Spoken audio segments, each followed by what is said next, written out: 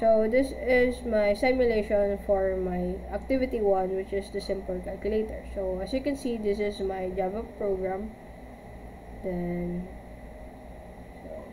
this is my calculator. So here, this is my calculator. So I added some other functionalities aside from the aforementioned operations and the instructions. So I added percentage, integers, clear button, and the square root. So let's try to use my calculator. So 2 plus 3 is equals to 5. Then clear. Then 6 minus 3 is equals to 3. Clear. Then 6 times 2 is equals to 12. Then clear.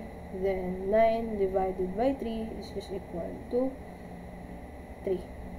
So we can also try to use the percentage, which is 12% is equal to 0.12. Then if we want to make our answer negative, we can click the integer button, which is this one.